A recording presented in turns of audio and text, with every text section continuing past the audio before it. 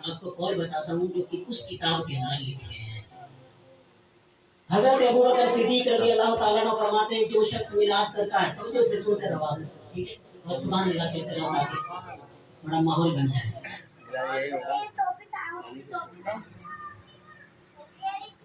حضرت ابوبکر صدیق رضی اللہ تعالیٰ عنہ کا قول ہے، فرماتے ہیں کہ جو شخص بھی میلاد کے اوپر خرچ کرتا ہے اگرچہ ایک درہم کے برابر، جو شخص بھی میلاد النبی پر خرچہ کرتا ہے اگرچہ ایک درہم کے برابر، وہ کل بروز محشر جنت میں میرے ساتھ ہوگا۔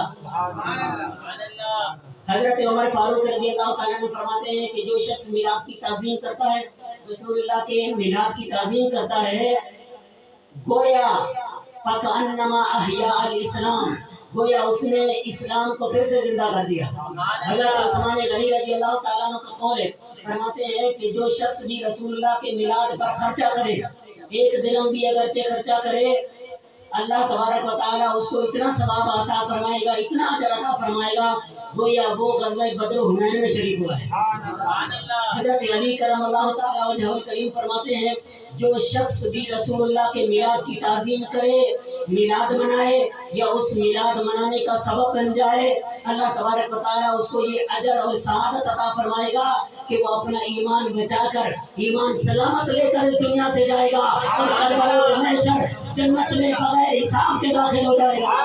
نعرہ تکبیر، نعرہ رسالت، نعرہ حیدری، نعرہ غوثیہ، علماء اہل سنت، گلشن غوث کا فیض۔ اب یہ کون لکھ رہے ہیں؟ 550 سال پہلے کے مفتی لکھ رہے ہیں، اور کن کے قول لکھ رہے ہیں؟ خلفائے راشدین۔ یہ میں اپنی طرف سے بیان نہیں کر رہا ہوں، احمد رضا بریلوی بھی بیان نہیں کر رہے، ٹھیک ہے، یہ آپ اس کو نوٹ کر لیجئے۔ اس کے بعد کیا تابعین میں سے ایک تابعی کا قول لکھا ہے اس کے اندر، اس کتاب کے اندر، حضرت حسن بصری بہت پائے کے تابعی ہیں۔ حضرت حسن بصری رضی اللہ تعالیٰ عنہ کا قول اس کے اندر ہے، فرماتے ہیں کہ حضرت حسن بصری کی یہ خواہش تھی، وہ کہتے تھے کہ اگر اللہ مجھے بہت پہاڑ کے برابر بھی سونا عطا فرمائے نا، اگر مجھے اللہ بہت پہاڑ کے برابر سونا عطا فرما دے تو میں وہ سارے کا سارا سونا محمد مصطفیٰ اپنے آقا و مولا کے میلاد پر خرچ کروں گا۔ تابعی کو نہیں پتا تھا کہ میلاد منانا جائز نہیں ہے، تابعی کو پتہ نہیں تھا میلاد منانا شرک ہے، میلاد منانا بدعت ہے، بہت پہاڑ کے برابر سونا اس کے اوپر خرچ کریں گے تو شرک اور بدعت کے اوپر خرچ کرنا کوئی جائز کام ہوتا ہے؟ بتائیے، شرک اور بدعت کے اوپر خرچ کرنا بھی تو ناجائز ہوتا ہے نا، فضول خرچی ہوتی ہے، ناجائز کام ہوتا ہے۔ تو ایک تابعی ناجائز کام کے اوپر خرچ کرنے کا سوچ رہے، خواہش رکھتے ہیں کہ میں ناجائز کام کے اوپر خرچ کروں، کیوں نہیں سمجھتے؟ یہ ایسی باتیں کیوں نہیں سمجھتے؟ ہم خواہ کی باتیں کرتے ہیں۔ تابعی تو ایسا کہے، خلفائے راشدین تو ایسا کہے کہ جو میلاد مناتا ہے اللہ اس کو ایسی برکتیں عطا فرمائے، لیکن ہم کہتے ہیں کہ یہ نہ سوچ لیجیے گا کہ صرف میلاد مناؤ، صرف میلاد مناؤ، سال کے سال میلاد کی محفل کر لو، اس کے اوپر خرچہ کر لو اور پھر سیدھے جنت میں حضرت ابوبکر صدیق کے ساتھ، ایسا نہیں ہوگا، ٹھیک ہے۔ میلاد صحیح معنوں میں، حقیقی معنوں میں میلاد وہی منائے گا اور میلاد اسی کا قابل قبول ہوگا جو بقیہ ضروریات دین کو بھی پورا کرتا ہوگا، ٹھیک ہے، جو بقیہ ضروریات دین ہے وہ بھی پورا کرتا ہو، اسی کا میلاد قابل قبول ہوگا اور اسی کا میلاد جو ہے اس کو فائدہ دے گا۔ ورنہ نماز تم نہیں پڑھو، قرآن تم نہیں پڑھو، حج تم نہ کرو، زکوٰۃ تم ادا نہ کرو، حقوق تم ادا نہ کرو اور پھر کہو کہ میں میلاد منا لو اور سیدھا جنت میں چلا جاؤ، ایسا ہرگز نہیں ہونے والا، ایسا ہرگز نہیں ہونے والا۔ نماز تم نہ پڑھو جو رسول اللہ کی آنکھوں کی ٹھنڈک ہے، میرے آقا کی آنکھوں کی ٹھنڈک ہے، جو رسول اللہ کی آنکھوں کو ٹھنڈک نہیں پہنچاتا اور پھر سال کے سال میلاد مناتا ہے، اس کے میلاد کا کوئی فائدہ نہیں۔ لہذا اللہ کے رسول صلی اللہ تعالیٰ علیہ وسلم کا میلاد منانا یہ نہ صرف جائز ہے بلکہ اس کا فائدہ بھی اللہ تبارک و تعالیٰ عطا فرماتا ہے۔ اور پھر سب سے بڑا جو سب سے بڑا کافر تھا، سب سے بڑا کافر ابو لہب جیسا کافر، اللہ نے اس کو بھی میلاد کی برکت عطا فرمائی ہے۔ تو ایک مسلمان جو صحیح العقیدہ اپنے پیارے محبوب کا میلاد منائے، رسول اللہ سمجھ کر، اللہ کا پیارا حبیب سمجھ کر میلاد منائے، اللہ تبارک و تعالیٰ اس کو کیوں نہ برکتیں عطا فرمائے گا، انشاءاللہ تبارک و تعالیٰ برکتیں عطا فرمائے گا۔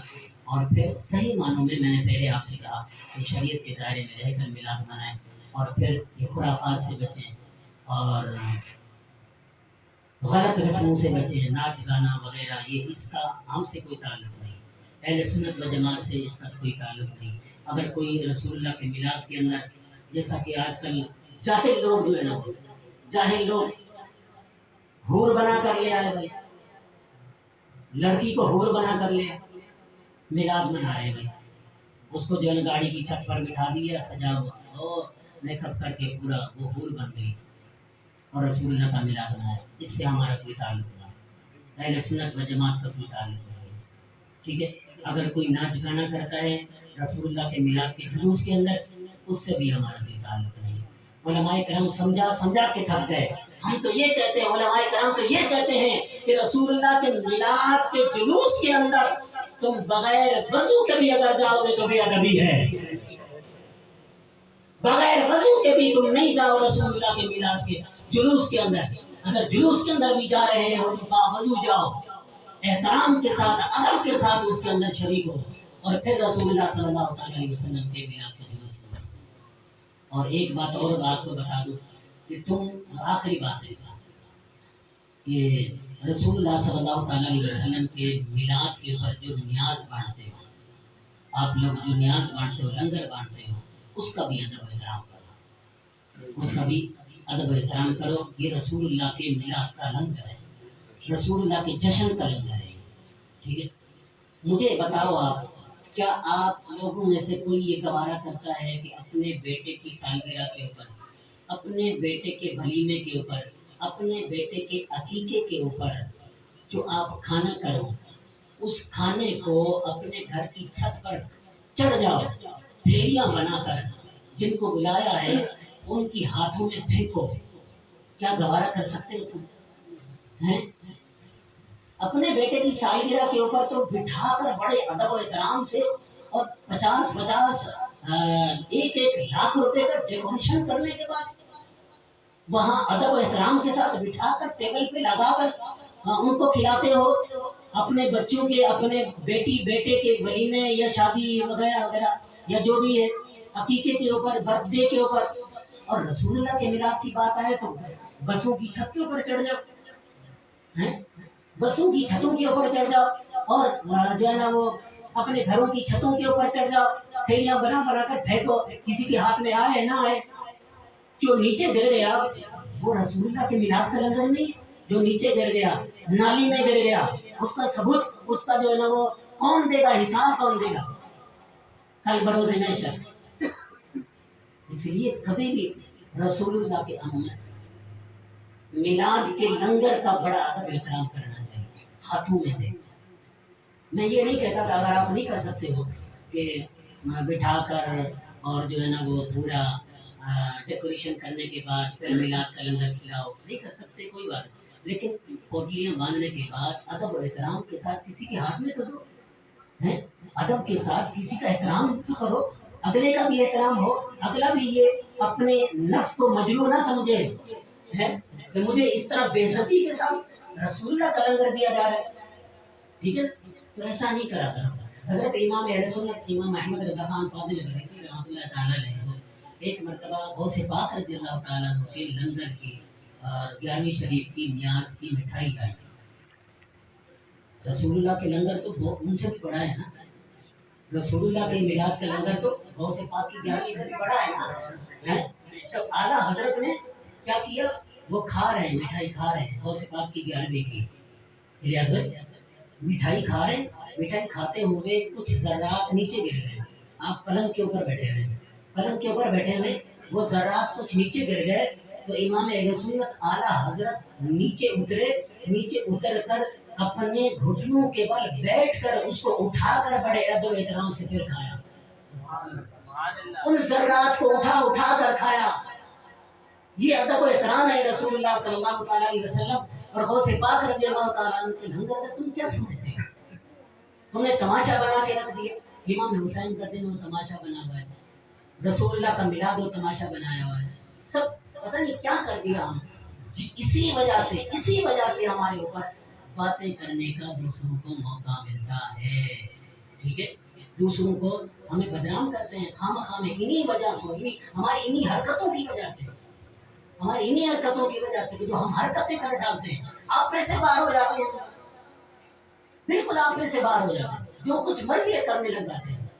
تو اللہ تبارک و تعالی ہم سب کو عمل کی توفیق عطا فرمائے. رسول اللہ کا میلاد صحیح معنوں میں اور ادب و احترام کے ساتھ منانے کی توفیق عطا فرمائے. آخر دعوانا الحمدللہ رب العالمین.